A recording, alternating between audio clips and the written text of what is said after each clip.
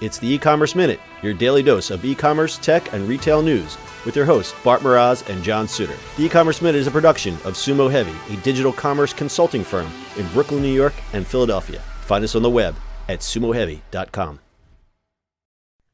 It's E-Commerce Minute, episode 227. In today's episode, Trader Joe's has a podcast. If you're a Trader Joe's fan, you're most likely obsessed with the selection, assortment, and overall vibe of the national grocery chain. Well, TJ fans have another way to get their fix of their favorite store. Trader Joe's has released a limited series podcast called Inside Trader Joe's. Trader Joe's marketing director Tara Miller and her colleague Matt Sloan, vice president of marketing product, are the show hosts. They promise the show will not be one long ad, but instead we'll dive into some of the burning questions that TJ Loyal have asked over the years, like the day-to-day store operations, how they pick their products, and how some didn't make the mark. Anyone up for some chunky canned pilchard fish? And why on earth they sell individual bananas. It also answers questions like what's up with the parking lots, whether or not the retailer plans to sell products online, or what it takes to get a Trader Joe's in your neighborhood. Sadly, the series is only 5 episodes long, but Trader Joe's spokesman Kenya Freed Daniels told LAMag.com, "We have many more stories to tell and also want to make sure we are covering topics of importance to our customers right now, so we'll be working on it." Podcasting is enjoying a wave of popularity right now. Brands like TJ's are learning to capitalize on it by putting out shows of their own and communicating to their customers in a fun and interesting way. Consumers also enjoy getting a peek behind the curtain of their favorite brands, just as long as it doesn't come off as one long commercial. Inside Trader Joe's is available on the company's website, through Apple Podcasts, or on your favorite podcast player. We will post a link in show notes. Okay, they're trying to capitalize on the podcast thing, but wouldn't a video be better? Okay, so here's the reasoning. I didn't include this in the article, but they talk about their consumer. Their consumer is more affluent, and more likely to be captured via audio than video. There were some stats reflected. 35% of podcast consumers generate a 6-figure income or higher, while more than 60% of monthly listeners have a 4-year college degree. So they're talking about their customers obviously are on the higher end. So they felt that was the best way to, I mean, besides the fact that they're cashing in on the podcast craze, they felt that that's where their consumers are. Yeah. I mean, podcast obviously has like a huge thing. We do one. Right. Exactly.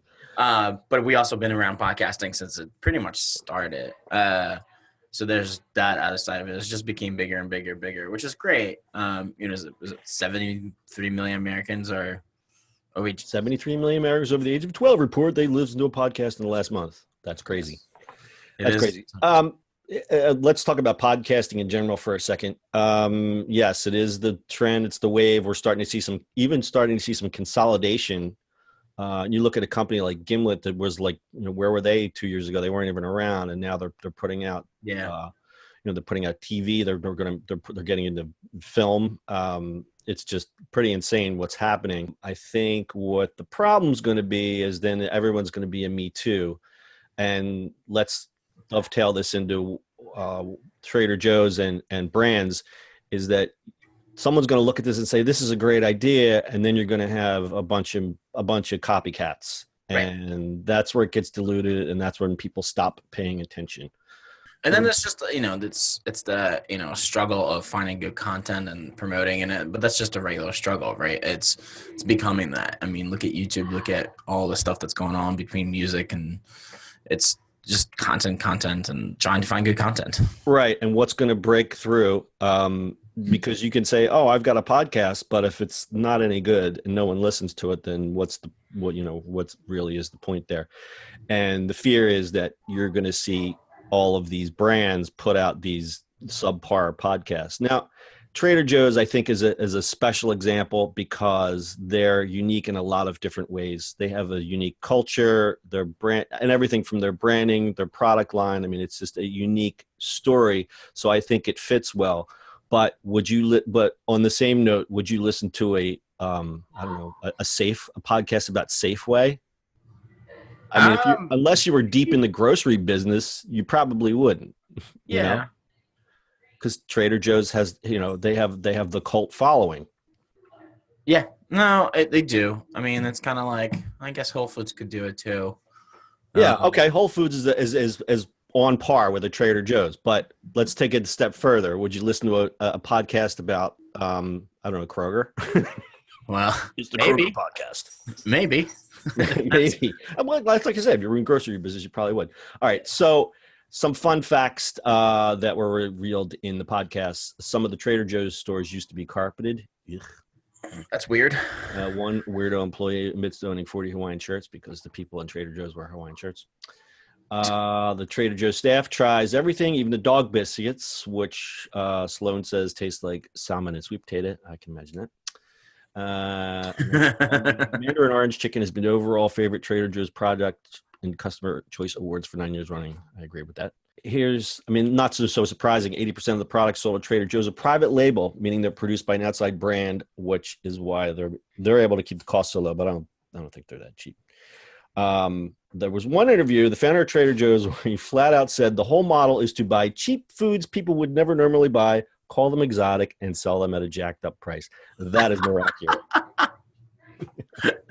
Well, I guess that's a good way of doing business. That's a good business model. You know what? Here's the thing. I don't go to Trader Joe's that often, only because it's just geographically in the wrong place for me. But it's a different vibe when you go in there. Everyone is friendly. Some call it downright creepy, like they say, oh, these dirty hippies that work there. It's just always smiling all the time. It's like it's a cult. But it's a pleasurable experience. Their food's great. As a designer, I love their packaging. I just love the whole vibe, and I can understand why there's a big following for this company. Yeah, and the thing you don't have because you live in PA is like, they've been always famous for their $2 chuck, which is right. They have the good wine, the good cheap wine. Yeah, it used to be like $2 for a bottle, which was really hilarious. Right. Charles Shaw, $2 chuck. Yep. My mother's neighbor used to rave about it. He used to order it. Yeah, unfortunately, PA, you cannot get that. Can't get it. All right, pretty interesting. So, Trader Joe's riding the podcast wave. Got anything else, Bart? Now I want $2 chuck for some reason, or single bananas. I don't understand.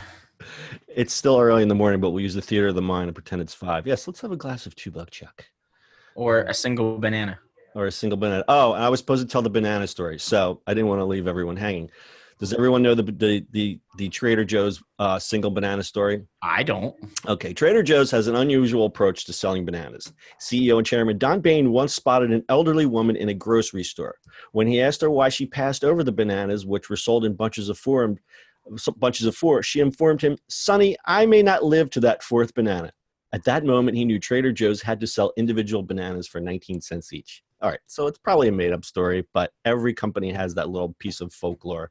The poor old lady, "I may not see that 4th banana, Sonny."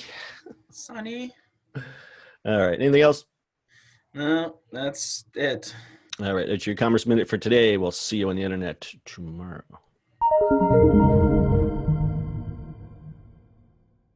That's it for today's show. If you like the show, do us a favor and subscribe, or leave us a review on iTunes.